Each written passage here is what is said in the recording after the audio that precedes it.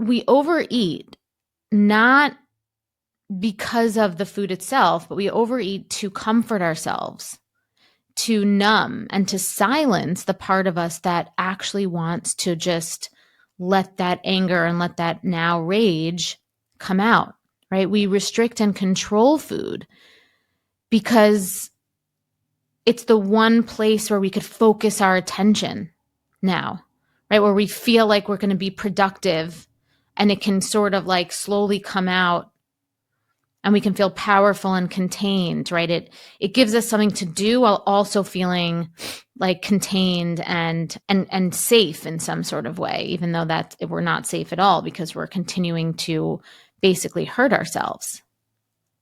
But just like a pressure cooker that never lets off steam, eventually you explode, right? Eventually you explode.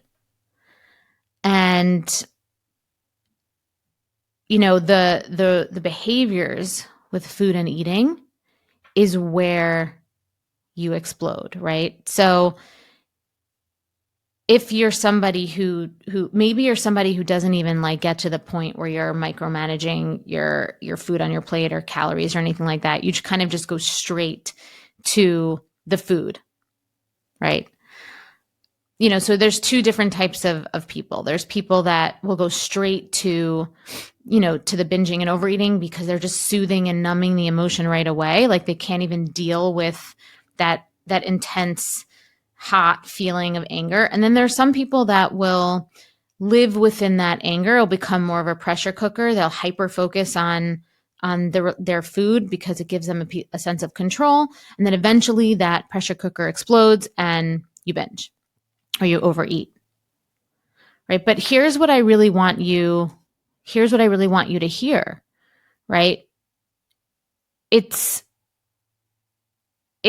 Anger demands an outlet, right? So if it can't come out in a conversation or a boundary, right? Or some sort of like hitting a piñata or like screaming into your pillow, it'll always find a way to express itself.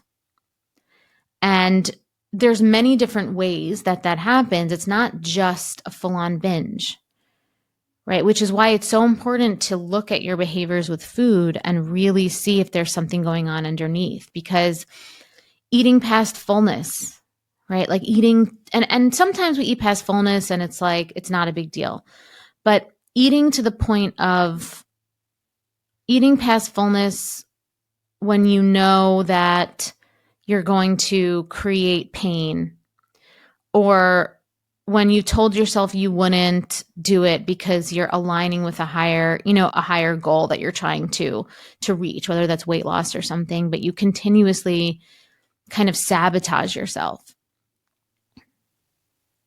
right? Like restricting your food so tightly that it feels like your only form of control because everything else feels really chaotic, right? So food ends up becoming the rebellion, becomes the silent protest, right? And not just the food you're choosing, but the dynamic that you're having with your eating, right? So it's really important to observe your dynamic with eating, right? Are you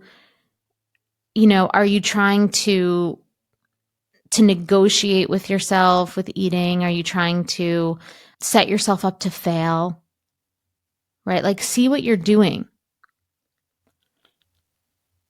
right? Because sometimes our food choices and our relationship with the dynamics of eating is the only place that you finally get to say, I get to decide, I get to have something, I get to fully express, right? It's not a logical thing. It's a primal thing. But it makes a lot of sense when you can reflect back through the lens of emotion, and when you can look at your behaviors with food and eating and look at it as a way to see what's underneath. So how do we stop using food as the translator for our anger, right? And the first thing we have to do is we have to name it, right? You have to be willing to say, this isn't about the food. This is about something bigger. You have to be able to be with and be able to slow down enough to feel the sensations of what anger is. Right? And if you're curious about the physical signals of anger, you want to start to, you're going to first probably feel it in your head or your chest. Right? And then see like what else is going on. So a body scan is really nice to do.